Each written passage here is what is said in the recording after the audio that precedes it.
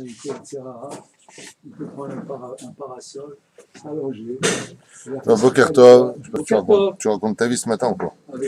J'aimerais, Bezrat Hashem, avec la permission de dédier ce shiur pour l'élévation de l'âme de Rabbi Moshe Deri Bar Fecha Zechat Tzadik Kadosh Livracha, puisqu'aujourd'hui c'est ça Iloula, pour l'élévation aussi de l'âme de Moshe Gérard Ben David et Aziza Twitou, Alava Shalom, et Micheline aussi, et pour Micheline et Gilbert Citruc, que Dieu repose au âme, et pour la réussite, bien entendu, de nos amis Eric Twitou et Eric Sultan. Eric Twitou qui fait sa alias CJV, Eric Sultan, à qui on souhaite, Bezrat Hashem, un excellent mazal dans tout et pour tout, et bien entendu, tous ceux qui nous écoutent, une très belle réussite, une bonne réfoua shlema, et tout ce que vous désirez. Sans plus tarder, Yehuda Ben Eliyahu, Bezrat Hashem, une bonne réfoua shlema. Amen ve Amen. Deux halachot, et nous essaierons de voir quelques points selon Rabbi Yehuda Tzadka et aussi le Rabbi de Lubavitch, que son mérite nous protège, Bezrat Hashem, que leur mérite, Bethel nous protège. Et merci encore pour cette merveilleuse Iloula hier soir. Baruch Hashem, on était nombreux, c'était magnifique. Baruch Hashem. Baruch Hashem. Ouais, c'est quoi un tzaddik? Ça fait 27 ans qu'il est parti. Et on parle de lui comme si qu'il était là encore hier. Vous voyez? Celui qui fait un nom pour Dieu, Dieu lui fait un nom même 27 ans plus tard, après qu'il soit mort. Qui c'est qui s'intéresse? Il n'y a pas. Il n'y a pas. On verra quelques points Blineder sur la halakha. Sans plus tarder, notre minag de halachot Blineder, c'est faire un midah de Rabbeinu Nachman Breslev et quelques mots sur la paracha de la semaine. Lishinanu Shabbat Shem Vorach Bezrat Hashem. Corinne Benamou, beaucoup de Hatzlacha. Mishpachat Atoun à Paris. Une grande réussite dans tout ce que vous entreprendrez. Jérôme, Jacques, il y a tellement de noms, Bezrat Hashem. On vous aime très fort et que Dieu vous donne, Bezrat Hashem, beaucoup de Hatzlacha. Aïm. Yesh Issour Bishmiat Lashon Hara, c'est une question qui a été posée. Aaron, on a commencé. Aïm Yesh Issour Lishmoa Lashon Hara, c'est Sheila Shinishelet Larav Ovadia Yosef. השאלה היא ככה, השומע לשון הרע מחברו עובר על איסור אף על פי שלא קיבל כיוון שמטה אוזנו לשמוע. Même, vous savez que les Chachamim nous disent, il y en a trois qui sont punis pour du lashon hara. Celui qui le dit, celui qui l'écoute, c'est celui qui l'a provoqué. Il y en a trois. Lashon hara be'alma afilou. Stam, lashon hara. Maintenant, il dit, celui qui écoute le lashon hara, même s'il ne le reçoit pas, on verra les sourds. Pourquoi? Parce que malgré tout, il est marqué, il a quand même voulu écouter de quoi il s'agissait. Après, il dit, Ani mikabel, no mikabel. Al tekabel bichlal lashon hara. אמנם אם שמע גנות על חברו על מנת להסביר לשומעים שיש לדון לכף זכות, מותר, ויש בזה מצווה. Seulement, il dit Rav Ovadia, s'il a écouté du lashon hara sur l'un et l'autre, et que le but de l'écouter, c'était de lui trouver du mérite, du kaf zchut pour annuler le lashon hara, dans ce cas-là, oui, c'est permis de l'écouter sur le lashon hara. Aval stam écouter le lashon hara comme les gens qui sont très souvent curieux. Ah bon, alors qu'est-ce qu'il a dit? Qu'est-ce qu'il a fait? Ceci, les épachot ovrim al issour, et le plus grave des trois, c'est pas celui qui l'a dit, c'est pas celui qui est concerné, celui qui l'écoute. Pourquoi? Parce que si cette personne-là qui écoutait le lashon hara, c'était tout simplement opposé à ce que ce soit dit, avec diplomatie bien entendu. Non, écoute, je préfère ne pas écouter, ça me regarde pas. Donc, il aurait arrêté celui qui faisait du lashon hara et il n'aurait pas trempé dans la boue celui qui était concerné par le lashon hara. La reine, en réalité, celui qui fait l'équilibre, d'où le mot mishkal moznaim, celui qui n'a pas mesuré la bonne mesure pour ses oreilles, qui n'a pas fait la balance comme il le fallait, eh bien, a détruit les mondes parce qu'il a emmené tout le monde du mauvais côté. Donc, le plus grave, dit Rabbi Havetz Chaim Alav Shalom, rapporte Rav Ovadia, c'est celui qui écoute le lashon hara, c'est celui qui est le plus coupable des trois, c'est celui qui paiera le plus pour ce qui a été fait. Alors même si cet homme-là, il fait Tanit Dibour toute sa vie, il peut ressortir devant Hachem accusé d'avoir fait le lashon hara. Il dit, mais j'ai rien fait, il dit, tu l'as laissé faire. C'est la même chose. Lo lishmoa lashon hara, Rabbi Moshe Deri Alav Shalom, ce que j'avais entendu, il se levait, il disait à la personne, écoutez, je suis pas très bien, quand il commence à parler des uns et des autres, je suis pas très bien maintenant, pour ne pas entendre parler, chas v'shalom, du lashon hara des gens. Il n'y a pas une dérogation pour les femmes. Une dérogation pour les femmes, Ma'akesher. Toute la journée, elle sort. Ma soeur, elle a eu une robe, elle était trop longue ou trop courte. le poisson que j'ai mangé, il n'était pas bien réduit. Donc ils font du lashon hara sur les robes et les poissons chez vous. Non, mais c'est des trucs comme ça. C'est le pas mon trait. C'est ça. Une femme, elle a besoin de parler. La Gemara dit, il y a 10 canaux de paroles qui sont descendus sur terre. La femme en a pris 9 et aurait volé la 10e. Non, la Gemara, elle dit, elle a pris 9, elle n'a pas volé la 10e. Elle a laissé 1 pour l'homme et elle a pris 9. Une femme qui ne parle pas, c'est pas une femme normale. Pour vérifier si elle n'est pas partie au Brésil avant. Une femme, ça parle, ça a besoin de parler. Oui, j'ai acheté une robe et je me suis fait avoir et je me suis pas fait avoir. Aval, malgré tout, elles sont tenues de faire shmirat alashon. Et une femme qui, Baruch Hashem, ne fait pas de lashon hara, c'est mamash, dargat elokim chai vekayam. Chai vekayam. Tov. הרוצה לגנות את מעשה חברו על מנת שלא ילמדו ממעשיו הרעים. Celui qui veut parler du mal des actions de son prochain, afin qu'on n'apprenne pas de lui ses mauvaises actions. Comme par exemple quelqu'un qui parle à la synagogue, qui est une très mauvaise action, un très grave issour. Donc c'est quelque chose qu'il faut prendre très au sérieux. De parler à la synagogue, c'est quelque chose de très mal. Ça fait partie des avérotes les plus graves dans la Torah. À un tel point, comme vous le savez, on avait fait un shiur que la personne perd son monde futur. Donc il faut éviter de parler dans une synagogue. Il dit, Aïm yesh beze mishum lashon hara. Alors, est-ce que le fait de critiquer, par exemple, l'action d'une personne en public ou avec des amis en disant, regarde, s'il parle comme ça dans la synagogue, c'est pas bon. Mais le but, c'est pas de dire du mal de lui. Le but, c'est que les gens n'apprennent pas de son action à lui, parce qu'il a une kippa et qu'il a l'air d'être sérieux, mais il parle dans la synagogue. וכן אם יש חשש שאחרים ילכו אחרי חוטא, מותר לגנות את מעשיו הרעים, ולכן אם ישמע האב דבר מגונה שעשו אחרים, אחרים יתעוונו בפני הבן ויפליא בגנותו על מנת שבנו יתרחק ממנו. Alors il dit oui, dans l'absolu c'est permis.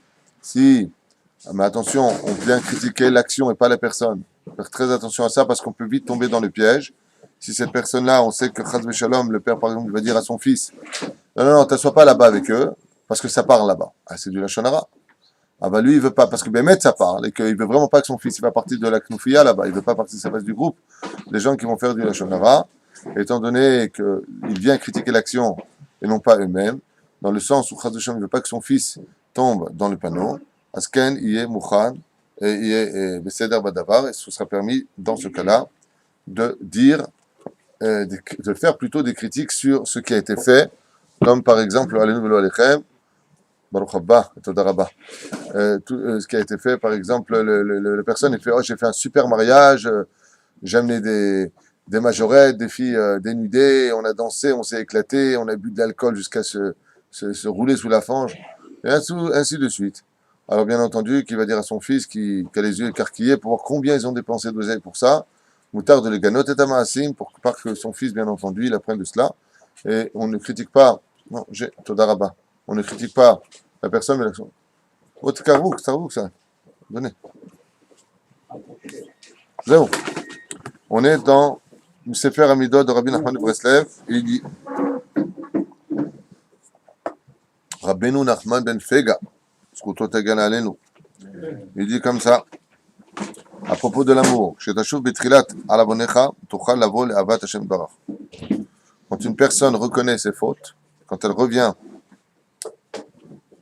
au début de ses fautes plus exactement, elle peut commencer à enfin aimer Hachem. Ça veut dire qu'il n'y a pas d'amour pour Dieu tant qu'il n'y a pas de reconnaissance de la faute. Tu ne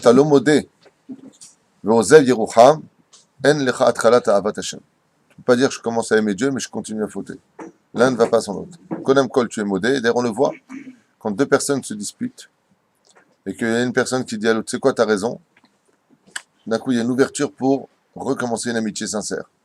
Ou modé. Alors, on peut recommencer une amitié sincère. Omer Rabbeinu. Mi shemitpalel al Israël, nimseut nefesh, hakol ohavin oto. Tout celui qui prie de toute son âme, de tout son cœur, de tous ses moyens pour le klal d'Israël, comme l'a dit le Rav Yitzhak hier sur le kever de Rabbi Moshe Ederi.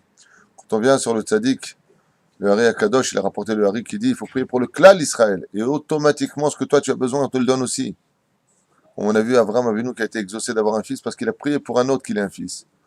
Alors il explique ici, il dit Kol mishemit palel Israël, mserut nefesh, celui qui prie pour les enfants d'Israël, à Kol Avinoto, tout le monde l'aimera, tout le monde ouvrira son cœur pour cet homme. Pourquoi? Parce qu'il a en lui la klalout d'Israël, il a en lui le klal, la généralité du peuple d'Israël. D'où l'importance de toujours prier pour le peuple d'Israël. Comme je vous l'ai souvent dit dans les shiurim, on s'inquiète souvent de fixer un temps d'étude à la Torah, on s'inquiète souvent de plein de choses. Vous avez remarqué ça? On s'inquiète pas de savoir qu'est-ce que j'ai fait pour mon peuple. Alors, moi, je dis souvent un petit peu par rapport à ça, sans donner trop de sroute à droite ou à gauche. Je suis pas là pour juger. Mais il y a un domaine où les chilonim, si on peut les appeler comme cela, pourront se vanter. C'est de dire, moi, j'ai fait pour le peuple d'Israël une route, j'ai fait un champ, j'ai construit une maison, j'ai construit une ville pour que les enfants d'Israël puissent passer. Eh bien, cette mitzvah-là, elle n'est pas détestable, chas v'shalom, bien au contraire, elle a beaucoup de valeur. C'est pour cela que Bezrat Hashem, quand on soutient la Torah, on a le srout que ce mérite de l'étude de la Torah donne de la lumière pour tout le peuple d'Israël. Il faut savoir qu'une personne qui soutient quelqu'un qui étudie la Torah, c'est quelqu'un qui a soutenu tout le peuple d'Israël. Car à travers une parole de Torah, on soutient tout le peuple. Et ça, c'est votre mérite. Tov, כשתחזק את האדם בעבודת השם יתברך, הוא יאהב אותך. Quand tu es capable, Bezrat Hashem, de renforcer quelqu'un dans la Vodat Hashem, sache que cette personne-là, Akadosh Baruch Hu lui ouvrira son cœur pour qu'il ait de l'amour pour toi.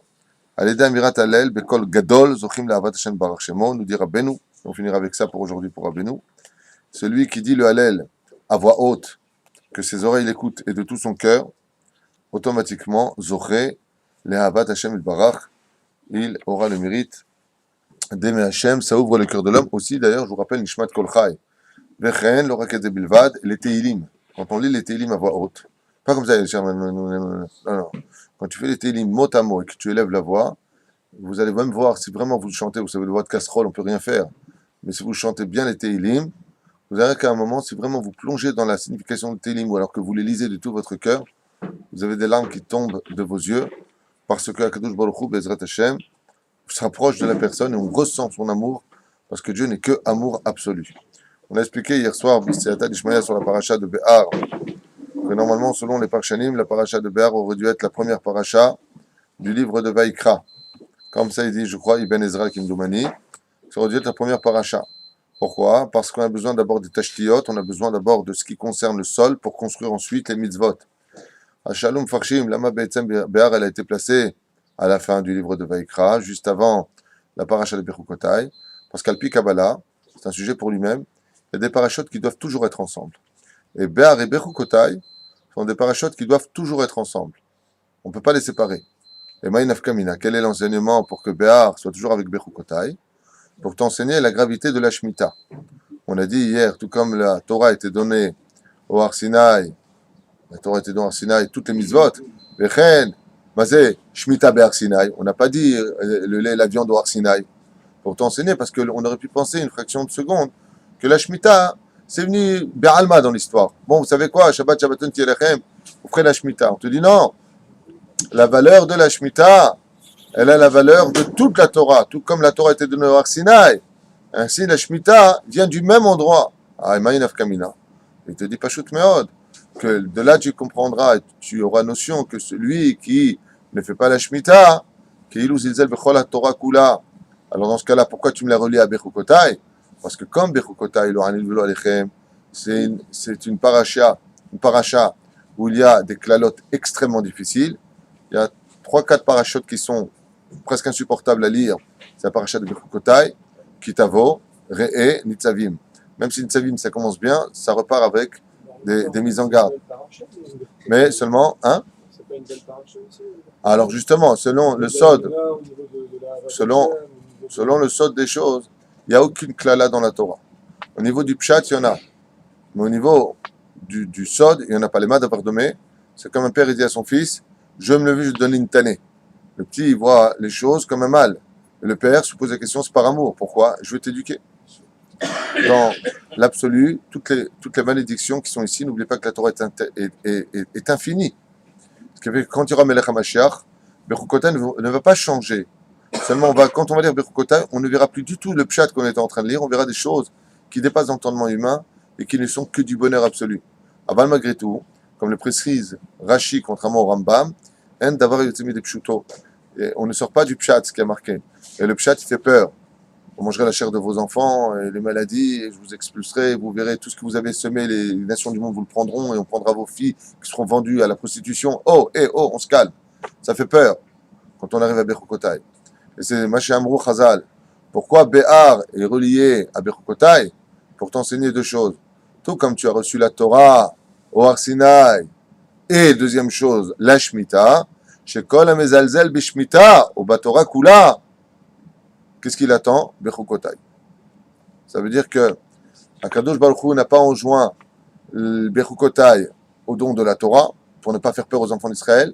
Il a laissé un temps d'adaptation, et il nous dit, je reprends l'histoire du don de la Torah, de Béar, où là-bas je replace le domaine de la Shemitah, pour te dire que tout celui qui n'est pas Shomer Shemitah, sauf la Galout, Velisbol et Kol HaIsurim, chez Bechukotai, pour lui enseigner que Bechukotai vient le mettre en garde sur le fonctionnement du respect de la terre d'Eretz Israël, d'où la mise en garde, Chas v'Shalom, de ne pas faire d'avérote dans ce pays-là. Pourquoi?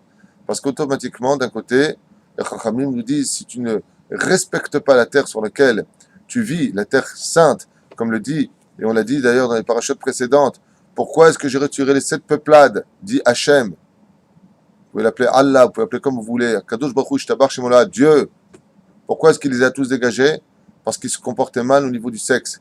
Tout ce qui touchait à la relation, regardez bien dans les textes de la Torah, c'est marqué noir sur blanc. Ils faisaient l'inceste, l'Avodah Zara, Baal Peor, toutes sortes d'interdits. Akadosh Hu, Sonezima, il les a tous renvoyés. Et vous, le peuple d'Israël, vous êtes Kedoshim, Kedoshim Tiyu, qui Kadosh Ani Hashem Elokechem. Donc si Kadosh vient dans ce pays et qu'on se comporte comme les 7 peuplades, alors Alel Velo Alechem, c'est Bechukotai qui attend le juif. Comme ça que c'est expliqué.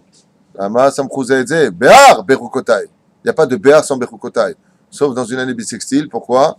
Parce que là-bas on rejoint le Chesed. La Hava Gematria 13. Quand l'année devient 13 mois, donc l'amour vient supplanter le din et Akadosh Baruch Hu sépare ses parachiotes. Donc on est dans une année d'amour absolu. Combien c'est Ahava? 13. Combien on a de mois cette année? 13. Vous voyez bien. Donc quand tu as le mois de Hadar Kafoul, automatiquement, B'Siyata Dishmaya, tu as un mois qui est couvert par l'amour. Ce qui fait que Bechukotai, elle ne peut pas rentrer dans Béar. C'est exceptionnel, les années bissextiles. Achen, Bezrat Hashem, il y a ici une mise en garde. Sans plus tarder. Bechukotai suit toujours le mois de la paracha de Bechukotai. Oui, mais la différence qu'il y a, c'est vrai qu'on va lire Bechukotai la semaine prochaine. Mais normalement, c'est pas comme ça. Quand on vient lire Béar à la Torah, on lit en même temps Bechukotai. Ce sont des parachutes qui sont toujours ensemble. C'est de ça que je parlais. Tu regarderas je répète. Rabbi Yehuda Tzadka Alav Shalom, avant de parler du Rabbi, nous rapporte ici un commentaire que je voulais vous faire entendre. Il dit ici, Vaïdaber Hashem el Moshe be'ar Sinai les morts. Vaïdaber, il parle Hashem à Moshe, be'ar Sinai les morts en ces termes. Daber el Bnei Israël ve'amarta lehem ki tavu el haaretz. Asher ani noten lachem b'shavta haaretz Shabbat Lachem. Il dit ici, Binyan Kefel, Daber ve'amarta. Si tu me dis Vaïdaber Hashem Moshe les morts, d'accord, j'ai compris en ces termes. Pourquoi tu me dis Daber el Bnei Israël ve'amarta? Donc ici, on a 2 fois le mot parle. Petit 1, Daber el Bnei Israël.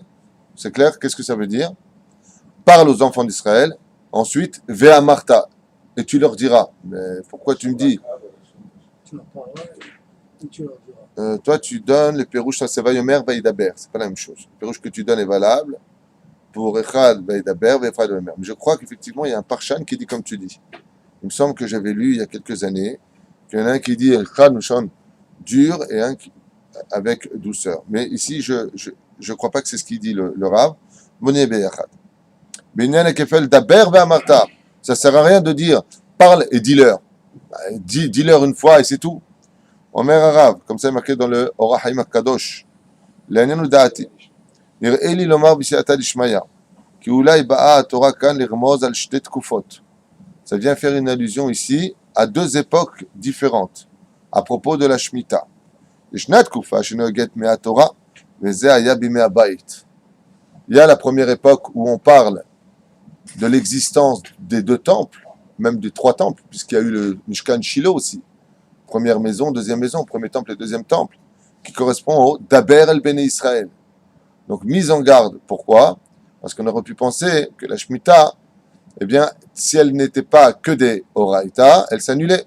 Donc un fait allusion à la demande d'apporter justement comment dire, les prémices au Beth Amikdash. ולזה אמר דבר בלשון קשה, בבקשה.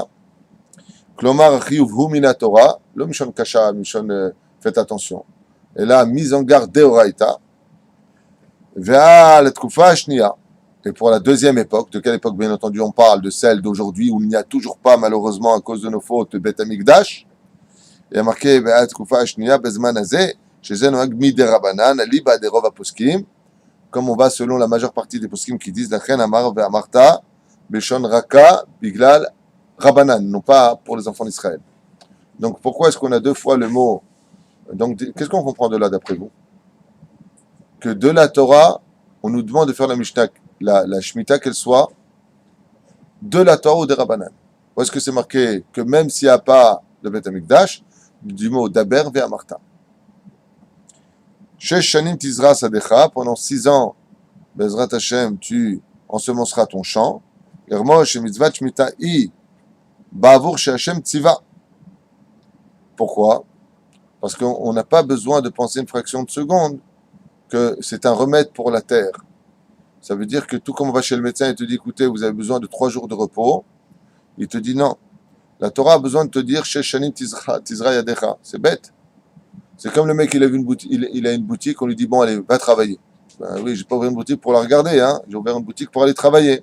Alors pourquoi il y a besoin que la Torah nous dise, va travailler pendant 6 ans, et la 7e année, tu laisseras la terre se reposer. Omer lanu harav, Shabbat Lashem. Velo mitam chizuk hakarka. Que chas v'shalom, on ne cherche pas à trouver des notions rationnelles au mitzvot de la Torah. C'est un chok. Qu'est-ce que tu es en train de croire? Ah oui, sur le domaine scientifique, on peut prouver que... Bien sûr que ça a des raisons. Bien sûr qu'aujourd'hui, la médecine reconnaît qu'il ne faut pas mélanger le lait et la viande, que ça crée des enzymes négatives pour le corps. Bien sûr que les scientifiques se rapprochent de l'étude de la Torah avec le temps parce qu'ils se rendent compte que la Torah dit vrai et que ça touche automatiquement les membres puisque nous sommes composés de 248 membres et 365 tendons duquel les mitzvot positives et négatives sont totalement adhérés. Donc oui, ça va avoir, mais ce n'est pas la raison pour laquelle on le fait. C'est pour cela que la Torah nous dit l'omitam chizuk hakarka. C'est pas pour renforcer la terre d'Israël, même si effectivement c'est le cas. Mais ce n'est pas pour ça. Sheinken lo ayu avdim shesh shanim eretzufot. Sinon on n'aurait pas eu besoin de travailler 6 ans. Et 3 ans tu travailles, tu laisses la terre se reposer. La main d'Afka Shisha. Et là, Eyu Zaraim Shana Ken Shana lo. Il dit ici un autre système. Sinon qu'est-ce qu'on aurait fait si c'était la vraie raison? Tu travailles 1 an, tu la laisses 1 an. Tu travailles 1 an, tu la laisses 1 an. Tu travailles 1 an, tu la laisses 1 an. Ça aurait été un bon système pour la Terre. Jour-nuit. Regardez comment fonctionnent les humains. On travaille le jour, on dort la nuit. Vous voyez bien? Il dit ça normalement. Je finis la phrase. Ken, les zéro. Et là, Israël, Shana, Ken Shana lo. Umizel omed adam bechol hamizvot she'aseh yechaven leshem shamayim. Et la Torah vient nous donner ici le système de travail et le système du repos selon un ordre divin de construction des mondes supérieurs et inférieurs, uniquement parce que Dieu nous le demande et non pas les schèmes, colminé, tarboulotte, oui, c'est bien au niveau scientifique, c'est une bonne chose. Ah, maintenant que c'est bien scientifique, alors je vais le faire. Là, chas v'shalom, les chachamim nous disent, fais attention, car ici on parle d'ordonnance divine et non pas de raison rationnelle. C'est pas aussi un élément qui dit que comme nous on se repose tous les Shabbats, si on fait le calcul qu'on se repose tous les Shabbats, mais la terre elle-même, elle ne se repose pas du tout. Elle continue à faire pousser. On en a parlé hier. On en a parlé hier, effectivement, dans le cours de l'an dernier. Voilà, Kavod, tu te rappelles. Le rabbi de Lubavitch, Zatzal, que son mérite nous protège, ce géant de la Torah, ce maître, fait un parallèle, comme d'ailleurs l'a fait le Chida, ceci étant dit, Rabbi Chaim David Yosef Azoulay, sur les 3 éléments qui donneront la Torah. Et il pose une question, la vérité, qui mérite tous nos applaudissements. La question, vous savez que la grandeur d'un rave, c'est pas celui qui répond aux questions, c'est celui qui sait les poser. C'est pour ça que la Gemara est remplie de questions. Et alors si tu dis comme ça, alors comment tu poses des questions? Et ces questions-là nous déstabilisent un petit peu. Il nous donne une dimension ici bizarre. Alors le Chida nous dit comme ça, la Torah a été donnée par 3 éléments. Mon cher Rabbeinu, comme c'est marqué dans Bamidbar, 12e chapitre sur place, 3e verset. Il y a marqué Moshe Rabbeinu alav shalom. Pourquoi Moshe? Ve'aish Moshe anav meod. Parce que Moshe est l'homme le plus humble de tous les hommes, petit 1. Sur la montagne du Sinaï, pourquoi? Parce que c'était la plus petite des montagnes. Et dans le désert, car c'est la seule terre qui ne peut pas s'enorgueillir. Donc, on voit ici que la Torah ne peut s'acquérir que par l'humilité absolue. Dans ce cas-là, regardez ce qu'il dit.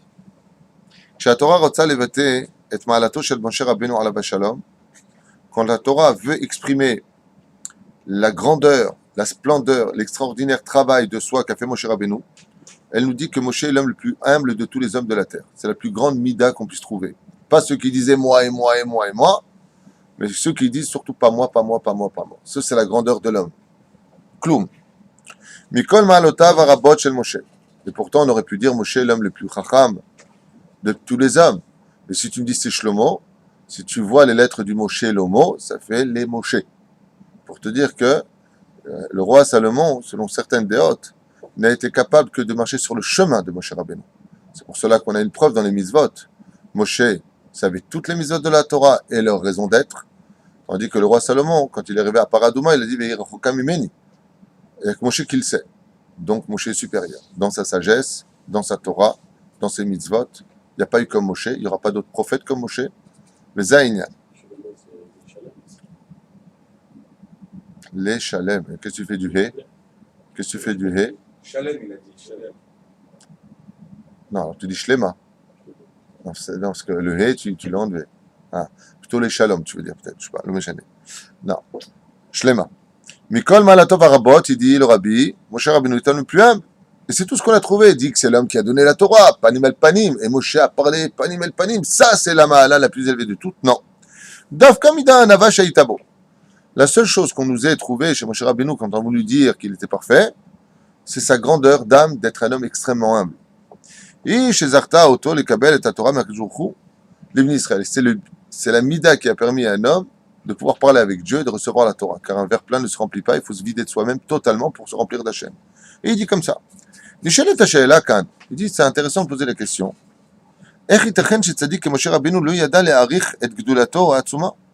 Comment est-il possible qu'un homme aussi grand que lui, qui parlait avec les anges, qui s'est battu contre 3 démons dans les cieux, qui s'est battu contre les Erevrav, qui a sorti un peuple entier d'Égypte, qui n'a pas eu peur de Pharaon, qui a fait coucher des lions comme des petits chats, quand il est rentré dans le palais de Pharaon, qui a eu l'épée qui s'est brisée sur son cou, transformée en marbre, comme le cou de Yaakov Avinu avec les dents de Esav. Comment c'est possible que cet homme-là, il dit, il ne se rend pas compte de qui il est? Ça n'existe pas, ça. Imaginez que partout où vous allez, on vous appelle Monseigneur, tout le monde se prosterne. Tout le monde se prosterne. Et à un moment, regardez ce qui se passe à Hollywood. Le mec, il signe 2 autographes, ça y est, il se prend pour Dieu. Là, c'est pas des autographes. Dans le monde d'en haut, dans le monde d'en bas, comment tu te sentirais si Bibi Netanyahou, tu dirais, tu bois un café avec moi à 10h, tu bois avec tous les gardes du corps, il y a toutes les caméras, tu sors, puis tu as un mec qui te dit, je peux vous parler une contienne, s'il vous plaît? Tu dis, attends, qu'est-ce que tu me parles, toi? Mon cher Rabbeinu, il n'a pas de problème. Il parle avec le plus grand d'Israël comme avec le plus petit. Le Rabbi, il dit, mais Aniel, comment tu peux, tu peux parler avec Hachem et tu te sens rien. C'est pas de l'orgueil, peut-être? Peut-être que tu es plus qu'Hachem. C'est pas ce qu'il veut dire, mais à un moment, tu te dis, attends, tu savais qui tu parles? Oh! Non. Ad kedesh yirgish atmo pachut erech. Et là, ce qui dérange, il dit ici, c'est que non seulement il ne se considérait comme rien, mais il se considérait comme moins que tout le monde. Et là, ça va plus. Et il dit pourquoi? Parce que ça ne correspond pas à la vie de tous les jours. Donc, quel était le secret de Moshe Rabbeinu? Il dit, mais kol adam acher. C'est-à-dire que Moshe Rabbeinu, quand tu lui parlais de n'importe qui, pour donner un exemple, Korach lui a dit, c'est moi qui dois être le leader. Il Paul al-Panaf. Il a douté de lui. Ouais, peut-être qu'il a raison, c'est lui le leader. Peut-être que lui, il est mieux que moi. Quand Moshe Rabbeinu a la vache monte au Har Sinaï, il lui montre toutes les descendances. Il voit Rabbi Akiva qui est en train de l'hydroche halacha. Il y en a quelques-unes qui ne comprennent pas très bien sur les tagines du Sefer Torah et les couronnes. Il dit, Dieu, pourquoi tu m'as donné la Torah à moi? Il fait un peu froid. Et je crois qu'il fait un peu frais pour tout le monde. Je pense que les gens ont froid, si je peux me permettre. Viens ici, frère. Quand il fait chaud, c'est le matin, mettez des bulles. Aval yahil verabim al hakerabi. Tov. Viens là, tu verras qu'il fait froid, tzadik. La reine, Bezrat Hashem, il fait froid pas parce qu'il fait froid dehors, il fait froid parce qu'on a eu le masgan. Les gens vont dire quoi? Il fait froid en Israël? Non, il fait très bon. aussi par les économies. Tov. Pachot erech mikol adam. Il dit ici, je tabar chez Molahad, que Moshe Rabbeinu se considérait encore moins que n'importe quel homme qui venait le voir. Et très ramizo. Et en plus de ça, Echitachen, chez Manig Israël, chez Tzem Tafkido Chiyuvo Liot Moram, Me'am Tokef, Vetakif. Il dit surtout que l'humilité ne va pas avec le leader d'un peuple aussi difficile que le peuple d'Israël. Le peuple d'Israël, il dit ici, pour pouvoir le diriger, il faut être une main forte. Il faut être comment dire, un homme avec une main puissante. Il faut être, taper sur la table. Et ça ne va pas du tout avec l'humilité d'être le leader du peuple d'Israël. Rabotai, Tzrekacha, Tazouzou. Il dit comme ça, Ma. Chez Etzem Tafkido Mechayavo Liot Moram. Il faut imposer la crainte. Il faut vraiment montrer, mais Am, Vetakif, il dit ici. Takif, ça veut dire vraiment presque exiger des choses. Rentrer dedans. Et on lui dit, de lui qu'il était l'homme le plus humble de tous les hommes de la terre. Ça ne va pas du tout. Comment tu peux être humble et diriger le peuple d'Israël? Il dit comme ça, Mousbar al-Kach. On explique ainsi donc. Chez Moshe Rabbeinu Achen, bien sûr que Moshe Rabbeinu savait parfaitement qui il était, sa grandeur d'âme, sa puissance, son intelligence, sa sagesse et sa Torah. Il était parfaitement conscient de cela. Et Kishronotav à Agbirim, et bien entendu son potentiel d'aller au-delà de tous. Et Aouvda Shedavkaou Nifkar Liotze, Shatorah Nitinatan Aliado. Et de qui plus est, il savait qu'il était le seul digne de monter dans les cieux, jusqu'à ce que soit venu Ezra à Sofer, puisque la Gemara nous dit Loulé, Moshe Rabbeinu, Ezra à Sofer, Ayaraoui, le Kabel et la Torah. Si ce n'était pas Moshe Rabbeinu qui était monté chercher la Torah, Ezra était digne lui aussi de monter chercher cette Torah. Mais il savait quand même qui il était. Ouais. Il dit Zebaya. Pourquoi? Parce que quand vous vérifiez un petit peu les choses, l'humilité, elle est bizarre chez Moshe Rabbeinu. Je peux me permettre. Vous allez voir le rapport avec le Har Sinaï. C'est que l'humilité, de par elle-même, elle vient quand on demande quelque chose, on le fait. Moi, je connais des gens qui sont vraiment très humbles. Ils ne refusent jamais rien à personne. Tu vois, à l'aéroport, je vais m'arranger. Ils sont tout le temps gentils et humbles. Dieu lui dit à Moshe Rabbeinu, panim el panim, dans le buisson, va libérer le peuple. Il dit, t'as pas trouvé un autre pigeon que moi, quoi. Shelah be'at tishlach. Trouve-toi un autre que moi. Il faisait allusion à qui? Rabbi Akiva. Yad. Tov, avalom mishane. Quand t'es humble, dis pas envoie quelqu'un d'autre. Quand t'es humble, fais pas du Hachonara sur le peuple d'Israël. Donc on voit ici que Moshe Rabbeinu, il dit jusqu'à quand ce peuple qui m'a d'Eskiluni? J'en ai marre de ce peuple, bientôt ils vont me lapider. L'humilité de Moshe Rabbeinu, elle est discutable au niveau des textes, réellement parlant, si tu parles de l'humilité absolue. Donc l'humilité n'est pas comme on comprend. Il dit Oulam, Ulo zakaf kol zot l'isrutohu, l'iskot ishiuto atzmit. Et là, on parle d'une humilité de Moshe Rabbeinu à la Vachem qui était très dirigée, dans le sens où elle n'a jamais servi les intérêts personnels de Moshe Rabbeinu. C'est en cela que l'humilité est strictement cachère. C'est que tant que ton humilité ne sert jamais tes intérêts personnels, à kol tov fait. Tant que ta takifut, tant que tes réponses ne touchent pas tes attraits personnels, c'est valable. Mitzad avanuto arbe ra'a Moshe Rabbeinu et kol gdulato, בסדר, כמתנת מהשם. Et comment Moshe Rabbeinu vivait donc toute cette grandeur d'âme que Dieu lui avait donnée? Il a dit, mais je ne peux pas m'enorgueillir, c'est un cadeau que Dieu m'a donné. Je sais très bien que mon intelligence, elle n'est pas de moi. Je sais très bien que quand je parle, moi qui suis bègue, dit Moshe Rabbeinu, c'est pas moi qui parle. Je sais très bien que quand je réussis quelque chose dans le travail, c'est pas moi qui réussis. Dieu m'a permis de réussir, c'est pas moi. J'en suis conscient. Je sais que je le fais. Je sais que mes doigts ont agi. Mais je sais très bien que si Dieu n'avait pas voulu que ça se fasse, ça se fait pas. La preuve en est, prenez une perceuse pour faire un trou. Vous prenez n'importe quel mec qui veut faire un trou droit.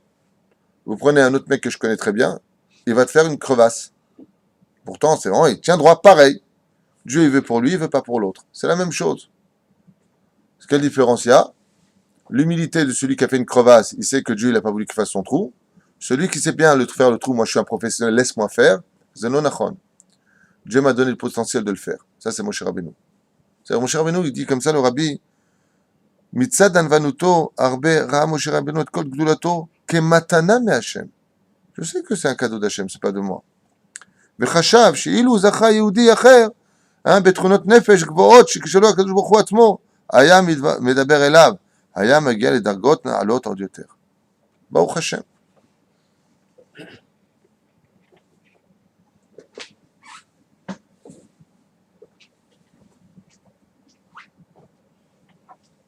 משום כך, לא היה איתן וענותו של משה רבנו סתירה, יכולתו להנהיג את העם ביד רמה.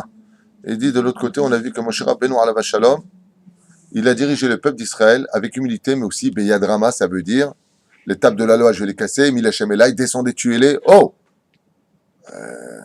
quand tu vois les textes, comme je l'ai dit tout à l'heure, l'humilité se discute. Alors on dit qu'on ne comprend plus rien. Beyad Rama, ça veut dire la main haute.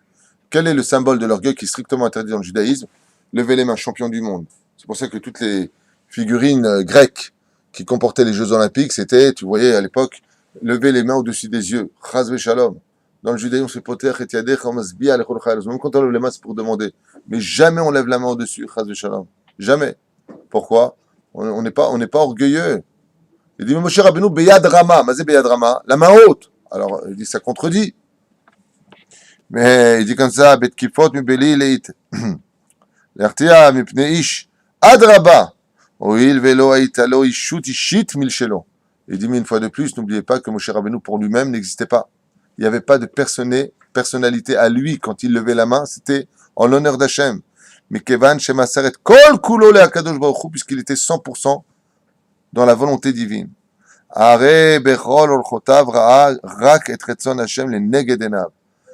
Donc on a vu ici que l'humilité de Moshe Rabbeinu est exceptionnelle. D'un côté, il remettait les gens à leur place, leur disant, hey, je suis le Rav. Reste calme, ça va, cool, quand tu manges, tu vas aux toilettes, quand tu bois du coca, tu rotes, mon frère, allô, pour qui tu te prends? Le rabbi, il dit pas du tout. Moshe Rabbeinu disait aux gens, toi tu descends, toi tu vas là-bas, c'est pour qui tu te prends, toi? Moi, pour qui je me prends? Allez, Moshe Rabbeinu, ça te dit quelque chose? Je peux te mettre en kherem, comme on le voit dans la Gemara. Celui fait comme ça, hop, quarantaine. Toi, Rabbi Yochanan, qui est extrêmement humble, qu'est-ce qu'il a dit? Hop, il le tue sur place. Mais attends, sois humble. Il dit non, il a manqué de respect à la Torah. C'est au nom de la Torah qu'ils ne se battaient pas, en leur nom à eux. Donc leur humilité les concernait, mais ils étaient yad takif pour Akadosh Baruch Hu. Et savaient que tout ce qu'ils étaient, c'était uniquement grâce à Dieu. Définition d'humilité. Il dit maintenant, le rabbi, quel rapport avec la paracha? Si on prend maintenant la paracha de Yud Bet, Pasuk Bet, là-bas, Balotecha Kimdoumani, qu'est-ce que tu me parles de ça? Et là, tu me parles du Har Sinaï. Quel rapport entre les deux? Et là, c'est magnifique. Écoutez bien le raisonnement du rabbi, j'ai adoré. Je lu à toute vitesse là tout à l'heure. Ashiluf ben shte trunot nefesh afuchot ele utnai mugdam lechol yehudi. Il dit, ce shilouf, cette complétude, cette alliance d'une certaine façon, entre ces deux caractéristiques au niveau de l'âme, qui sont totalement opposées, on peut dire, c'est la condition sine qua non de réellement servir Hachem sur terre. Begishato à la Torah, pour revenir vers la Torah. Ora azor remuza beptichata shel parashat hashavua.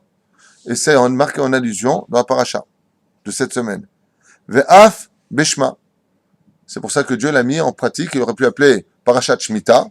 Il l'a appelé parashat Behar. Mais pourquoi tu l'as appelé Behar? Vous savez ce que ça veut dire le mot Behar dans la paracha? Dans la montagne.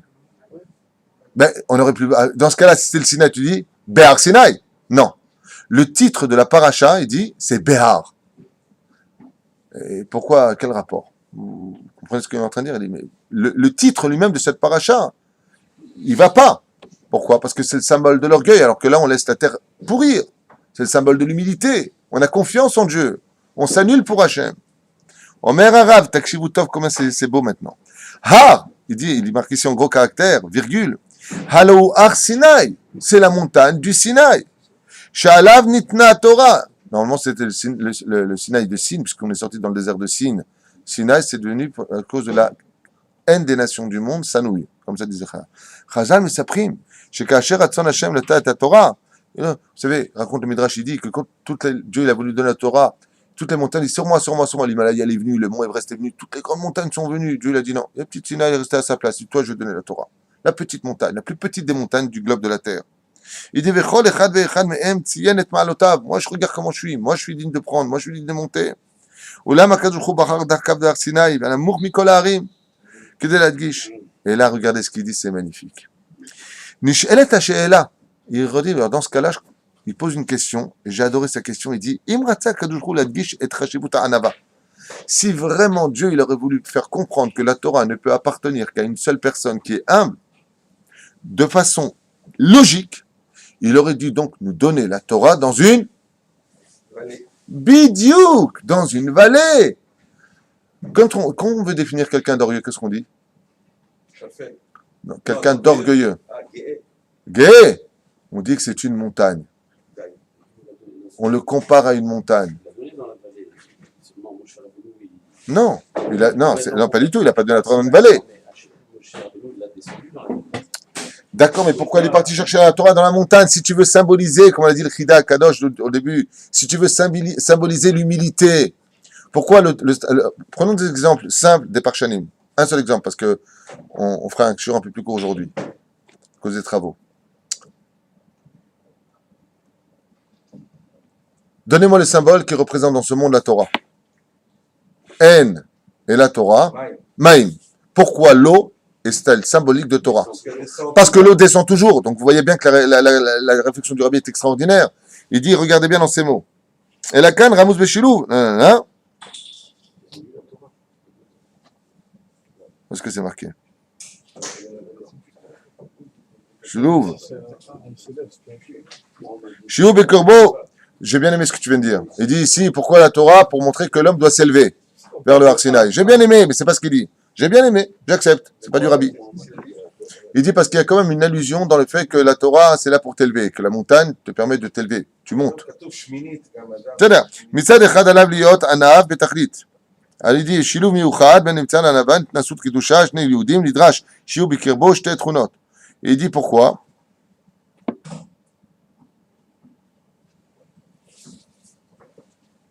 מצד אחד עליו להיות ענב בתכלית. Voilà, c'est marqué ici. כתנאי הראשון לקבל את התורה צריך יהודי להיות הר. Il dit la première chose qu'un homme se doit pour apprendre de la Torah, c'est d'être dur avec lui-même. S'il n'est pas comme une montagne, que rien ne vienne le déranger pendant son étude de la Torah, que rien ne vienne le remettre en question par rapport à cela. S'il n'est pas dur comme une montagne, de ne pas laisser les rendez-vous lui voler son heure d'étude, de ne pas le laisser, chas v'shalom, son sommeil lui voler son heure d'étude. Tu dois être comme une montagne, il dit ici. Comme les moqueurs, ah, tu étudies la Torah, pourquoi tu as eu un problème de santé, tu as un problème d'argent. Ne fais pas attention aux moqueurs, il dit. Tu dois être comme une montagne vis-à-vis d'eux. Pourquoi il dit Emek Mishor? Parce qu'il expliquait que normalement, de façon logique, si c'était l'humilité, tu aurais dû donner la Torah dans quelque chose qui descend vers le bas. Mais non, Dieu, il a donné la Torah Behar, sur une montagne, pour que la personne comprenne. Pour t'enseigner que l'humilité ne peut exister chez l'homme que quand il est montagne. Waouh! Et ça, c'est un chidouche. Le symbole d'unité, c'est la plus petite des montagnes. Mais c'est une montagne. Et ça, c'est un chidouche. C'est pas comme le christianisme où là-bas, c'est tout vers le bas. Pas du tout. Pas du tout. Dans le peuple juif, il dit, on ne peut réussir dans ce monde que quand on sait être une montagne vis-à-vis de la Torah et humble vis-à-vis de nous-mêmes et de Dieu.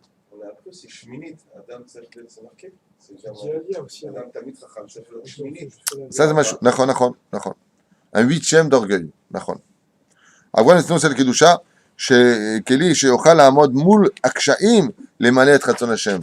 Et c'est pour cela que la Torah a été donnée. Il fallait la chercher au Har Sinaï, monter vers le Sinaï pour dire que quand tu viens vers Hashem dans l'étude de la Torah, quand tu viens pour faire la Shemitah, tu dois te tenir mamash comme une montagne qui va être celui qu'on va contourner ou creuser dessous.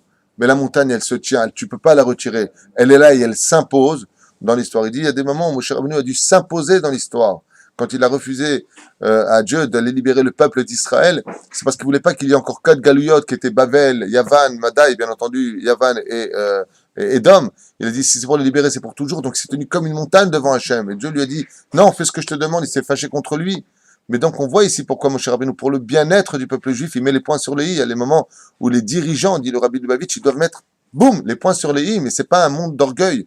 C'est justement ce qui permet à l'humilité d'exister dans les relations.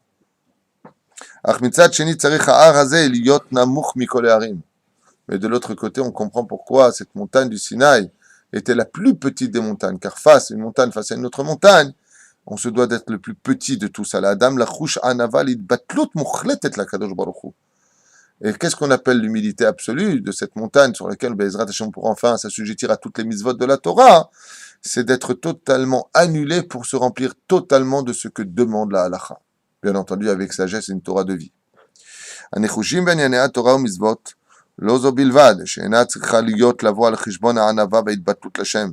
וכאן חס ושלום, ils ne viennent pas, הניחישות בענייני התורה ומצוות לא זו בלבד, שאינה צריכה להיות על חשבון הענווה והתבטלות לשם, אלא לאמיתו של דבר הענווה היא מקורה, היא, כן, אמה יולדת, אימה יולדת, יולדת, je sais pas ce que vous dire ici, ילדותה, סליחה.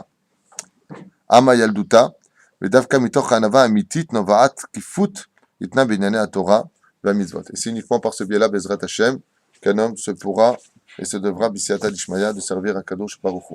Voilà, on s'arrête là pour aujourd'hui. Je vais vous dire une chose, la semaine prochaine, Bezrat Hashem, je bouge un petit peu dans le pays, je vais peut-être aller au sud, un petit peu au nord pour trouver des dons pour le kollel. J'ai des cours qui ont été préparés un peu à droite à gauche, donc ce ne sera pas filmé, mais il y aura tous les matins un shiur, Bezrat Hashem.